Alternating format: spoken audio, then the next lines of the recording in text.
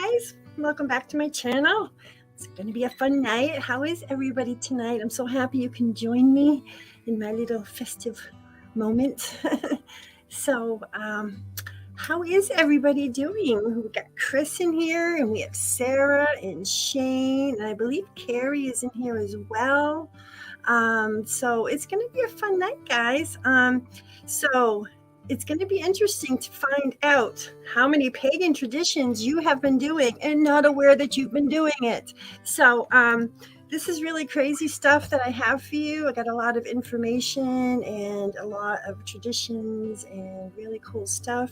But mainly it all comes down to it's the darkness of the year. They're celebrating light coming back with menorahs even. They celebrate with lights and candles and so forth to bring back the light because this is the darkest time of the year.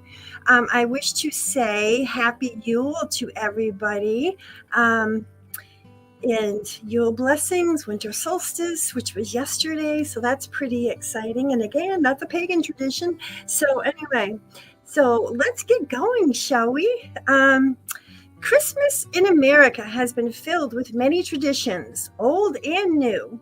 Some date back to the 16th century, Germany, even ancient Greece times, while others have caught on to the modern day times.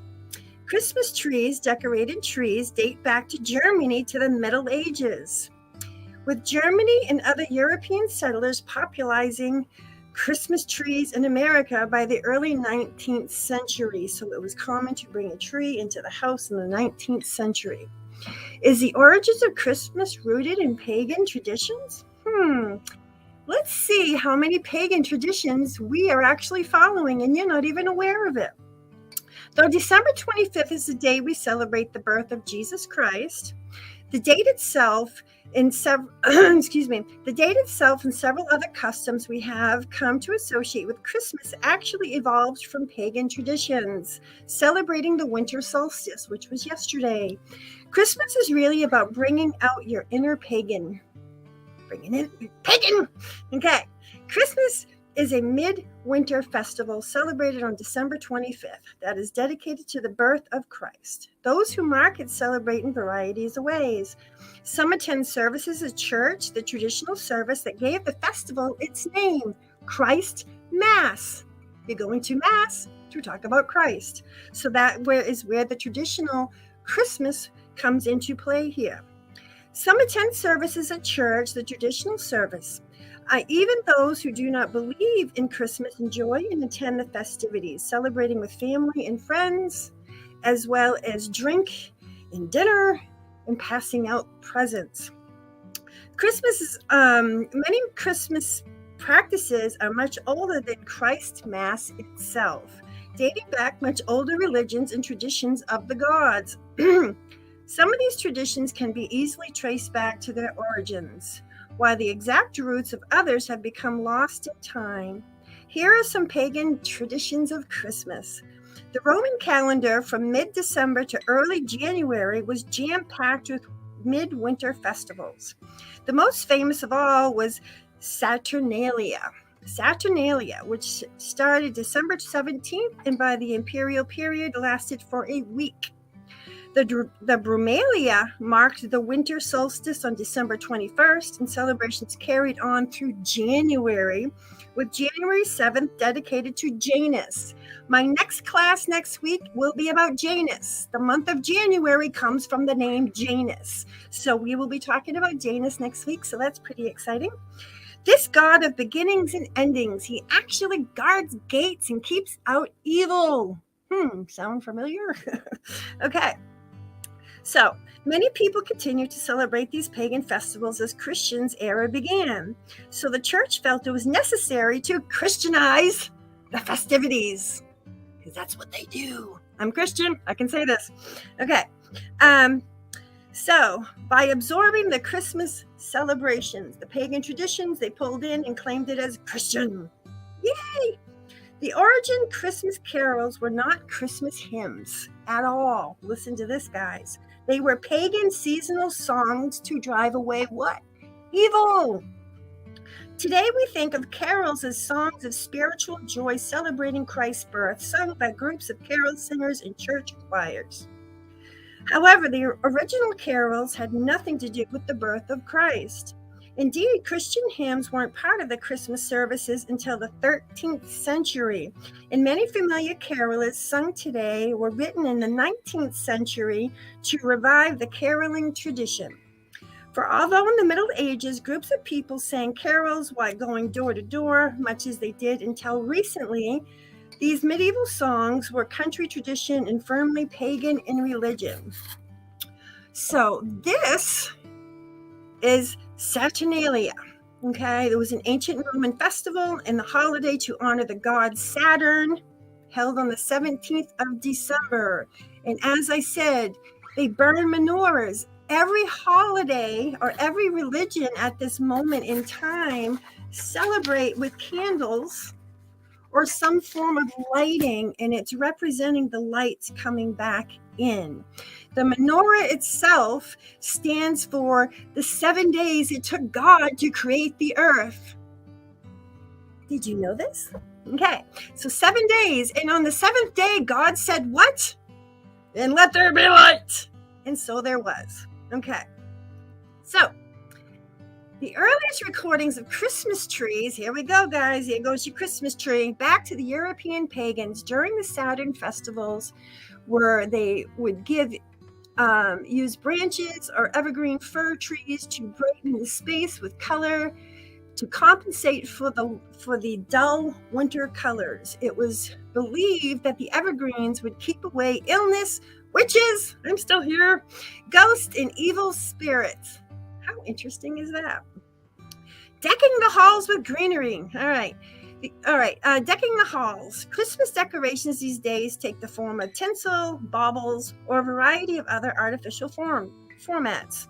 However, the original Christmas decorations consisted of winter greenery and once again postdated the birth of Christ, crowning the doors. Why are they crowning the doors? To keep out the evil spirits and the spookables. That's why they're doing it. So that's crazy.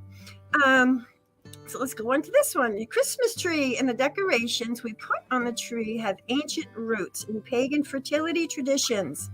In ancient time, the goddess Asherah was known as the Queen of Heaven. She was worshipped by many civilizations in the Middle East.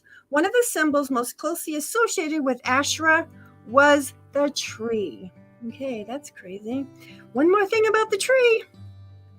The pagan origins of the Christmas tree, the tree was brought into the house so the wood spirits would be kept warm during the cold winter months. Food and treats like my apples and oranges that I have on my tree now were hung on the branches for spirits to eat. Bells were hung on the limbs to chime when an appreciative spirit was present. A 5-pointed star, yes, the star on the top of the tree, stands for earth, air, fire, water, and spirit, all the 5 elements. That was placed on the top of the tree. How crazy is that, guys? But again, Christians, the star represents Jesus, and that's cool. I'm fine with that. All right. The practice of hanging evergreen vegetation around entrances from another pre-Christian custom was St. Gregory Nazianzen. Boy, they're really testing me tonight.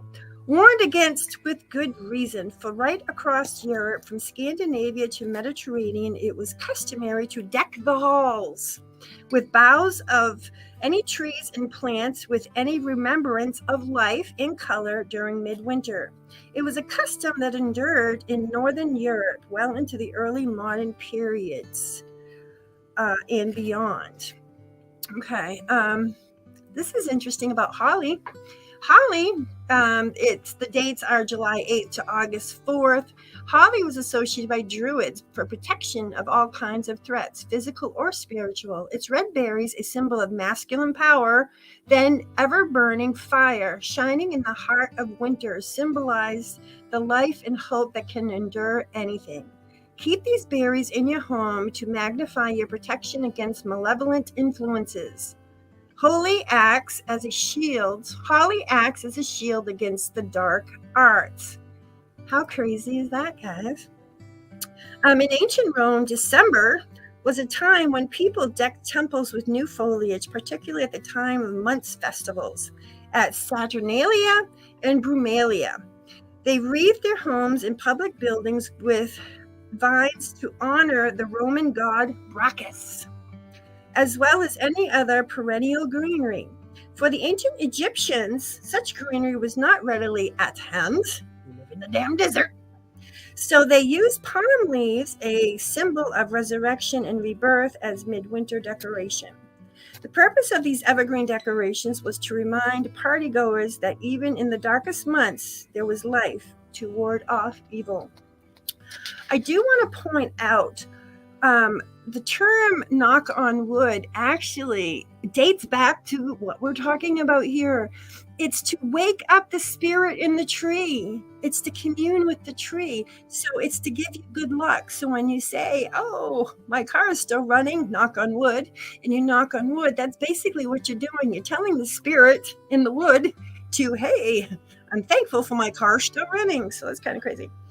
Christmas trees were an extension of this tradition of hanging greenery around the doorways of life amidst the death of winter.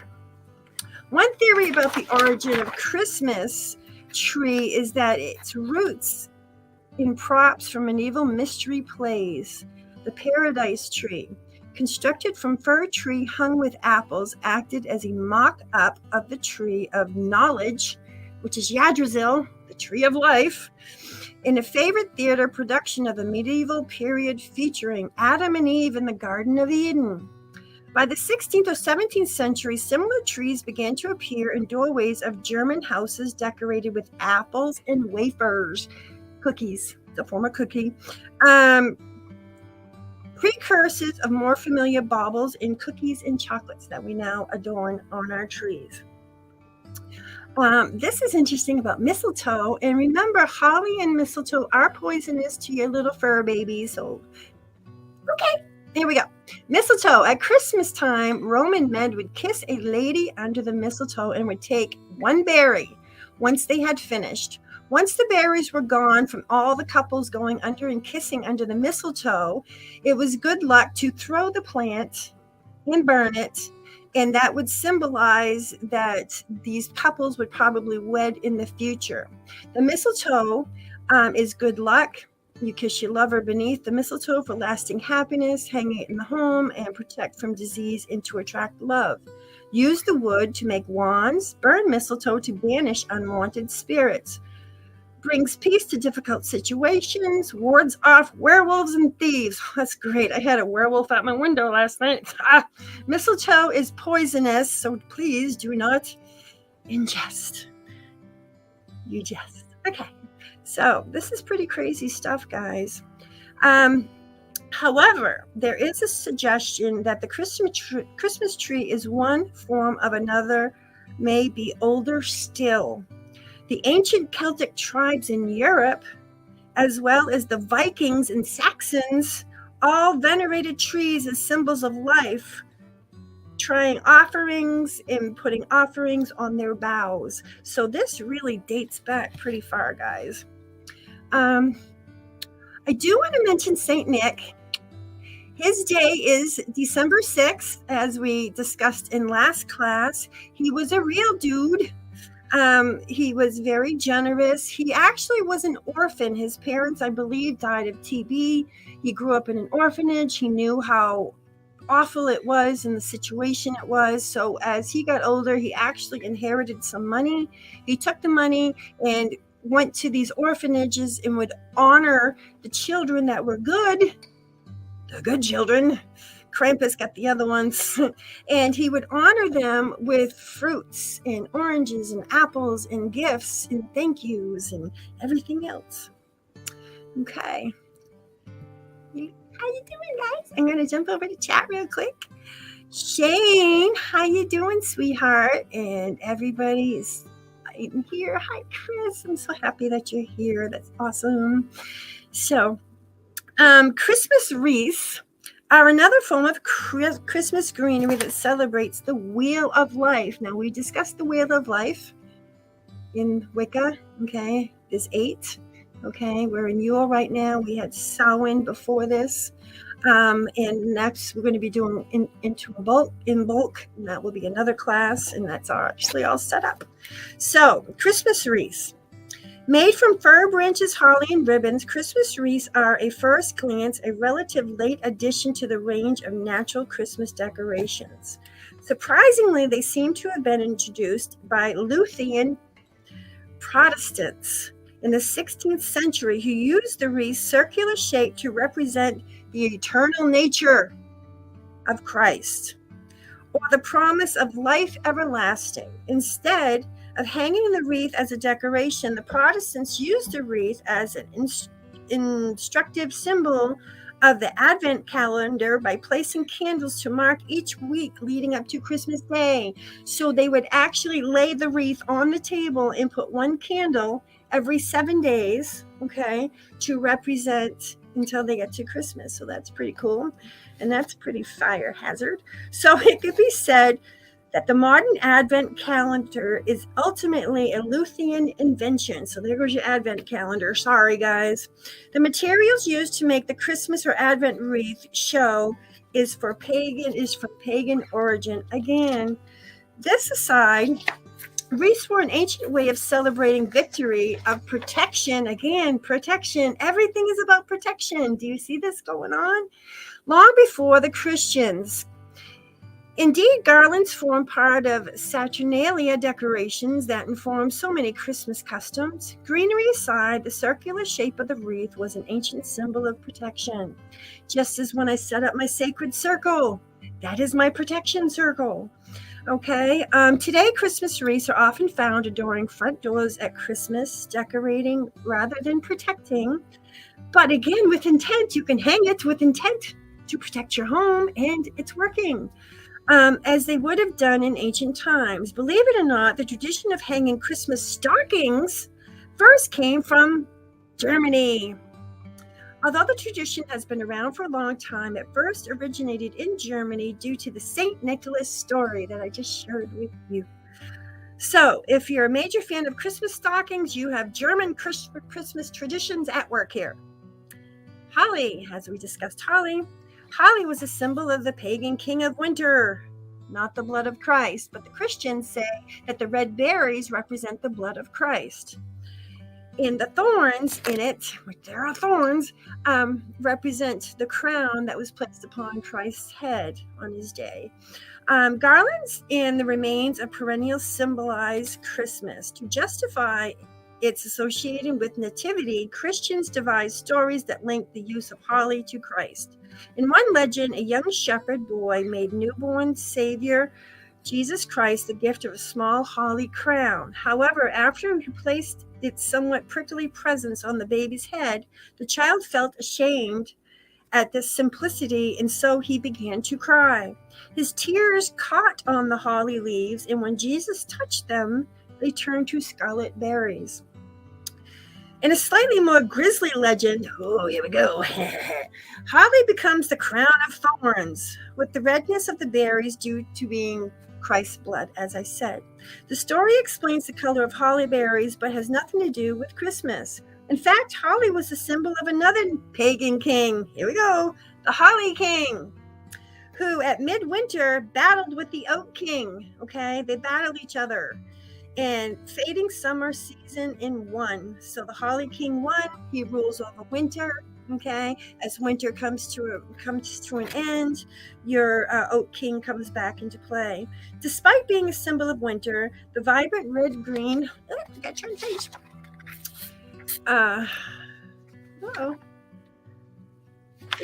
Okay. Two Christmas favorites, more different. All right. Like holly was one of the rare plants that grow in winter, and Christian symbolizes stood as the Virgin Mary. The plant also stood for death rather than life. Mistletoe was an ancient symbol of peace and reconciliation in love. Mistletoe was another plant which, like holly, fruited in the depths of winter and so became regarded as a symbol of life. So profoundly embedded in Christmas. Let's see, that it was hard to dislodge from the Christian celebrations. An unnamed English botanist in 1650s recorded how, despite Puritan prohibitions against Christmas mistletoe, it was carried many miles to set up in houses around Christmas time when it was adorned with white, glistening berries. Now, remember, the berries, the Greeks believed that the berries were actually masculine and they represent semen. So again, it's fertility. Historians can only date the practice of kissing under the mistletoe in the 18th century. However, links between mistletoe and romance are rooted in ancient history. Druids harvested mistletoe from oak trees. I did not know they grow in oak trees. That's interesting. To brew antidotes to poison and to aid fertility. Mistletoe was also sacred to Norse goddess Frigga, the goddess of love. Norse warriors meeting opposing tribes to discuss peace would lay down their arms, their weapons, they would lay down under the bough of a mistletoe because it symbolizes peace. How cool is that? So even though mistletoe was most pagan plant, its meaning of peace and love made it perfect fit for the central Christian message for Christmas. Historians can only date the practice of, the Yule log, which I have behind me over here. This is my beautiful Yule log that we made, or that I made. I took the candles out. Sarah stole them and took them back upstairs. Okay. The Yule log is lit to celebrate the rebirth of the sun. They believe that the wheel is turning back now and the sun is coming back. Our days as of today are actually getting longer, so that's pretty cool. The Christmas trees, all right. However, in the times before Christmas trees and when an open fire was the only form of heat in the winter, that had to suck. I don't like to be cold. The Yule log burning in the hearth was the centerpiece of the Christmas festivities. Gangs of young men introduced the Yule log to the house with great ceremony. It was hauled indoors, accompanied by song, and toasted as the master of the house would light with a piece in previous year's log as kindling. So he would use the piece from the previous Yule log from last year. He would light that to light the new Yule log. So that's pretty cool. All right. The Yule log was a hangover from Anglo-Saxon fire ceremonies held in the winter solstice. However, the custom of the Yule log wasn't exclusively Germanic, from Germany. Because it was found all over Europe, no one can say for sure what the symbolism of the Yule log was. Its light and time of its burning in midwinter suggests it celebrate the returning power of the sun. Go Helios! That's the consciousness of the sun is Helios, in case you didn't know that. The Yule log could also have more prosaic purpose, for its sheer size made sure it would burn all day, meaning no one would have to rebuild the fire during the midwinter festivities. Candles. Candles were lit to adorn the sun and to ward off what? Evil. Gotta keep them spookables away. All right. Whether they are burned in churches or homes in times before electricity, candles were an essential way of ensuring adequate light in darker months. Today, candles are still very much an emblem of Christmas, and many people still light them as scented. I had one burning earlier. I love them. Atmospheric decorations, even though they are no longer strictly needed for light. However, in earlier times and other traditions, candles had an additional significance during Christmas in midwinter season. Christians customarily lit candles in their windows to symbolically guide Jesus as he went from house to house on Christmas Eve. The candle lighting, however, was borrowed from earlier traditions. I believe it's pagan. Oh, yeah. Roman pagans used candles as miniature representatives of the rebirth of the sun. The late 4th century Christian scriptor Sirius described the custom of kindled lights that people used as part of the festivities for the rebirth of the sun around midwinter. Candles were also part of Saturnalia. Saturnalia in there. When the Romans lit long wax papers and they would give them to guests as gifts and offerings to Saturn. However, Christianity may not have borrowed all its candle lighting traditions from paganism. Many of the first Christians were Jewish, and midsummer is the time of the 8-day long Jewish festival of Hanukkah, when celebrants light the candle every day. Okay. Gift giving. I wonder where this is going to go. Today, the giving of gifts is central to Christmas. Although presents have always been a part of Christian celebrations, even if people didn't give them on Christmas Day. Up until the 1800s, it was customary to present gifts on New Year's Day. Go jealous. When the infant Christ was gifted with gold, frankincense, and myrrh.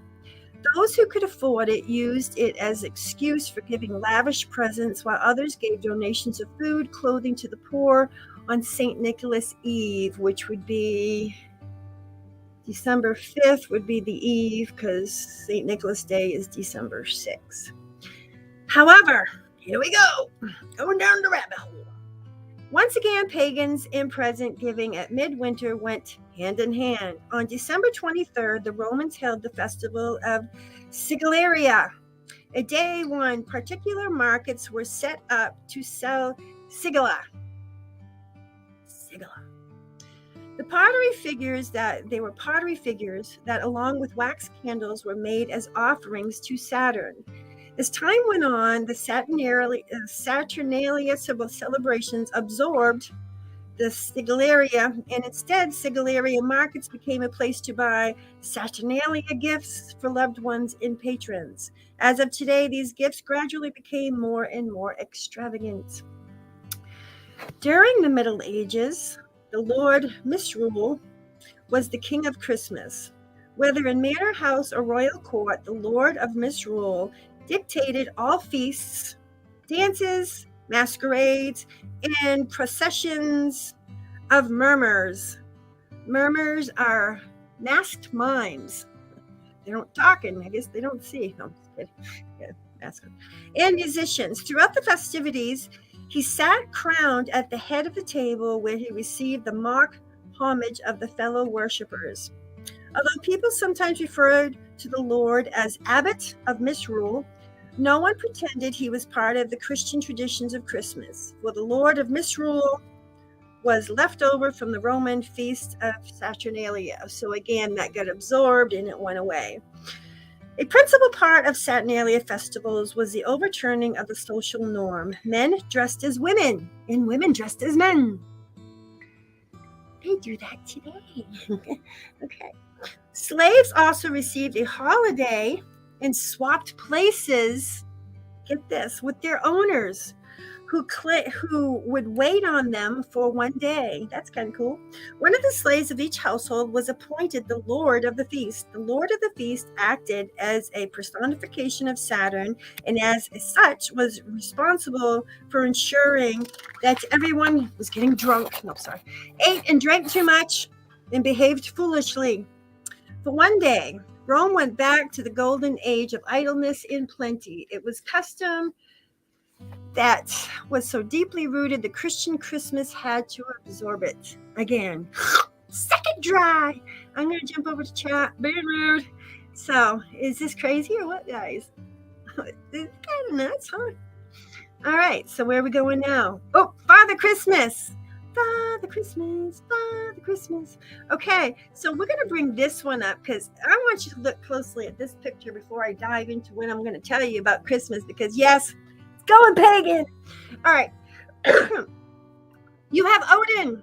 He gave away his right eye for knowledge. Okay, he's also known as the hangman, in case you didn't know this. And then oracle cards is hanging from the tree, which is Yggdrasil, and he's looking down and he discovered the runes as we know them today. So Odin, Nordic king, Santa. Now the red suit comes into play because Odin was also known as Lord of the Hunt. He would go out wearing furs and he would hunt animals, and he would carry the animals on his back while they were bleeding red. blood. See where I'm going with this? This is where the Santa Claus outfit, why it's red. That's crazy. All right, so now my another question is Shifner is an 8-legged horse of Odin. He rides him in a sleigh. 8-legged horse. Now look at Santa Claus. He has how many reindeer? Not including Rudolph. I believe it's 8. So you can see kind of where these traditions, here's his 8-legged horse here, if you want to look at him a little bit more closely. Father Christmas or Santa Claus started life as a pagan god. Here we go, guys. Next to Jesus Christ, Father Christmas takes center stage of the Christmas celebrations. Today, he is celebrated as a central gift giver, but in times gone by, he was distillation of spirit of Christmas. Christian traditions gives the original Father Christmas a saintly origin. He is Saint Nicholas, and I love him, and he's a good guy. A benign and kindly Christian saint who in the 4th century was the bishop of Myra in modern Turkey. As bishop, Nicholas gave out gifts to the poor and needy. This charitable act was recalled by the giving of gifts on December 6th, which is St. Nicholas Day, as I said earlier. The church commemorated the bishop with the medieval custom of the boy bishop who was elected to reign over Christmas until December 28th. However, there are plenty of pagan candidates for the original Father Christmas. The figure of Saturn himself is one, as the god Odin, who was reputed to drive a sleigh drawn by an 8-legged horse, Sleipnir. The tradition of leaving mince pies and glass of milk for Santa Claus also has its root in Scandinavian custom of making sacrifices to mark the coming of spring. Some of the other candidates are also females, such as La Befana, the kindly Italian witch who delivered presents by broomstick on Frohol, that's what it's called, Frohol, who gave women gifts at winter solstice. Any or all of these pagan characters influenced the image of Father Christmas we have today. So it's kind of a combination of everything. I actually tried finding pictures where they showed Santa Claus vintage coming up to modern day. So it basically looks like Odin, and then of course you have your modern day. The New Year celebrations were so pagan that the Council of Tours banned them. Crazy. The 1st of January or New Year's Day is much a part of Christmas festivities as Christmas Day was itself. However, it wasn't always the case. Most early societies, including ancient Rome, originally marked the new year with the beginnings of new life in spring. The date changed in the Roman Empire when Julius Caesar established January as the start of the new year. So now you know how our calendar started. That's pretty cool. Caesar's change made good sense, for January was the month of Janus. Again, we will be talking about Janus. He's known to have 2 heads looking both ways. He can see the past and he can see the future. So we will be talking about Janus next week. January 1st was also sacred to Janus and marked with more merrymaking and gifts of holly, honey, figs, pastries, and money. However, the Roman New Year was one feast the early church would not agree with. In 567 AD, the Council of Tours abolished January 1st as New Year's Day and named it the Feast of Circumcision instead. Oh, geez, that's so much better. The Feast of Circumcision. I'm not even going to touch that one. Nope. Moving on. Okay. So, that's kind of interesting. However, in 1852, Pope Gregory VIII reestablished January 1st, New Year's Day, yay! And people have celebrated it ever since. So now you know where your January 1st, New Year's Day comes from. Christmas Day was the date of the rebirth of the sun. December 25th is the rebirth of the sun. And so there shall be light. Okay. No one knows when the birth of Jesus Christ actually took place. For the first 2 centuries of Christianity, no one cared, as early Christians focused more on the dates of martyrdom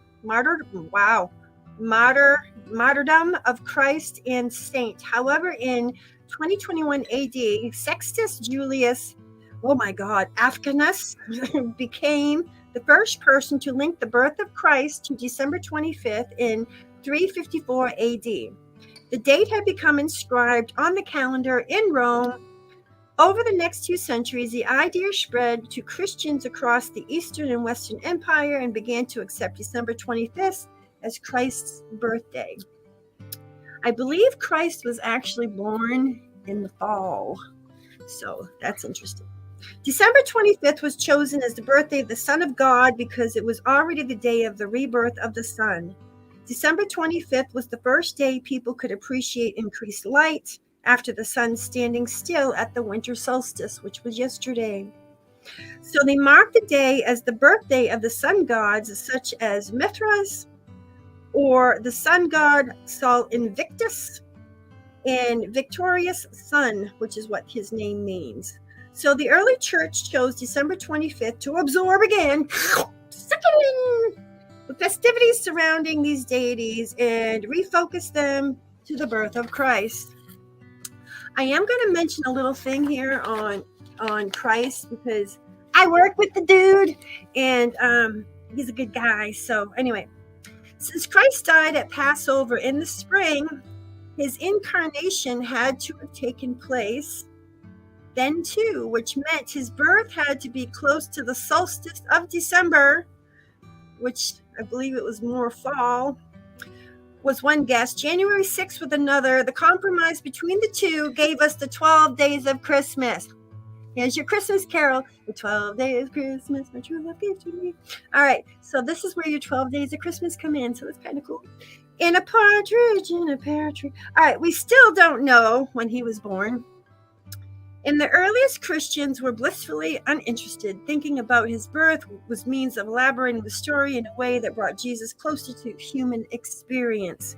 He was born like us as well as he died like us. The development of Christmas was a kind of affirmation of God's interest in the world and in human life, humanity, birth as well as death. January 6th was the first date associated with Jesus Christ's birthday, approximately 2 centuries after his death. The first major reference to January 6th as the day of Christ's birth arrived on the Christian theologian Clement of Alexandria approximately 200 years after Jesus' first birthday. Although Christ's birth was by this time marked on several dates, Titus Flavius, Clemens attempted to calculate the date of Jesus Christ. Now he drinks.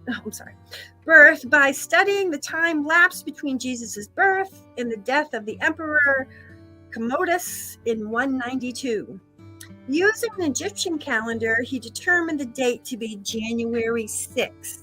The first mention of December 25th as Jesus' birthday can be traced back to the mid-4th century Roman almanac that lists the death dates of various Christians, bishops, and martyrs. The first date listed, December 25th, is marked Natus Christus in Bethlehem, Judea. Translated, Christ was born in Bethlehem.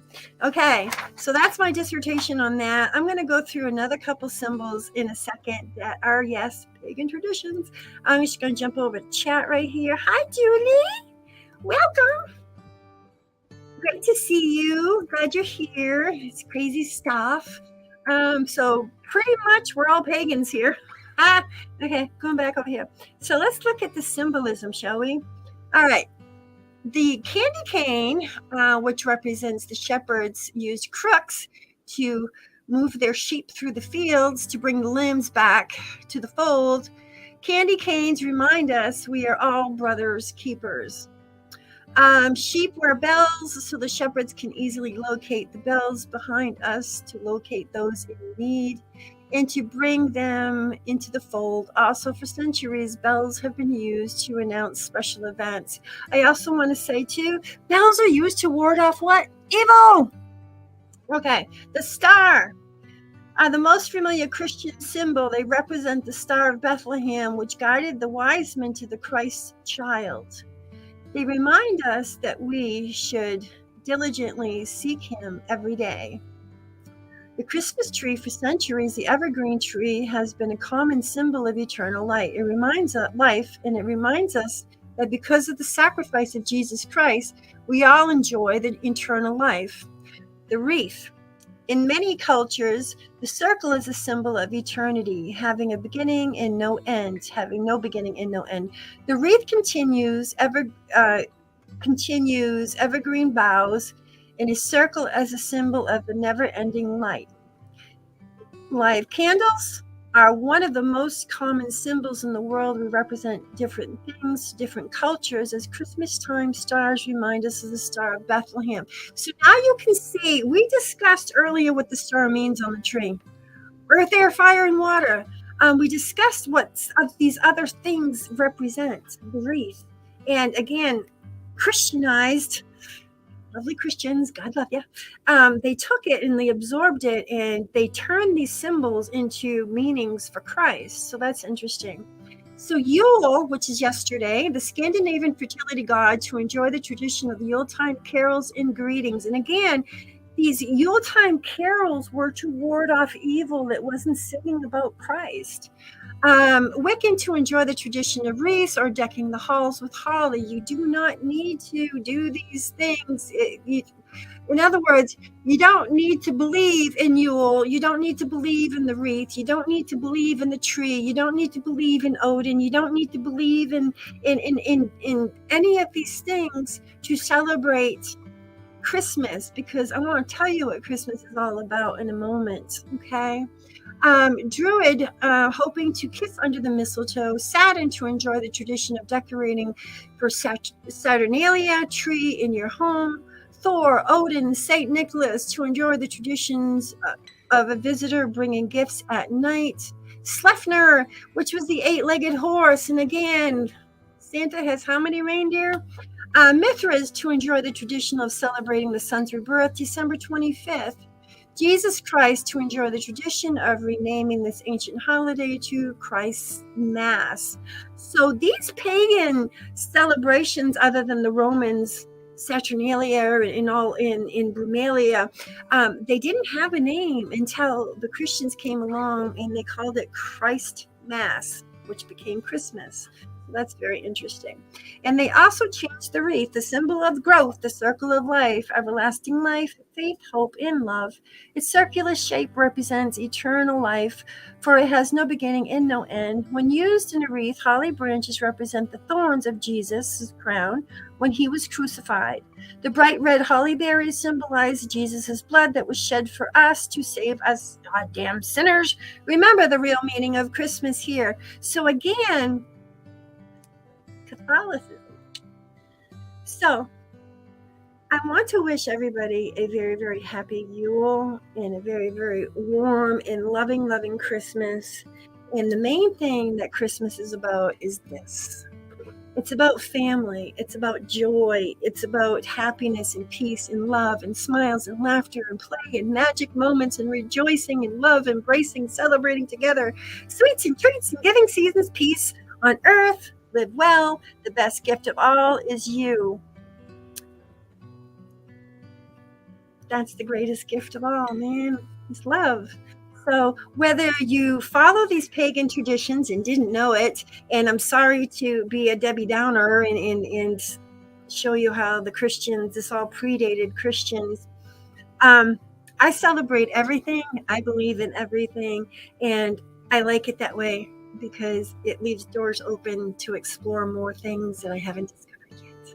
So my enlightened ones, I'm going to jump over to chat, and I wish to just thank you all for coming here tonight. Julie, Shane, Sarah, my granddaughter was in here somewhere. Jocelyn, I think you're still here. I believe Carrie's in here. Thank you, Carrie, and Chris. I wish you guys all the warmest and most wonderful Christmas and Happy New Year's. And again, next week it's going to be on Janus, and where we got the month of January from, and new beginnings and new endings, and he's all about fighting evil. So I'm up for that. So Merry Christmas, Happy Yule, Happy Hanukkah, whatever it graces your door. My blessings to you all. Much love and light. And thank you all for being here tonight. And if you can, like this video and shine, shine, shine.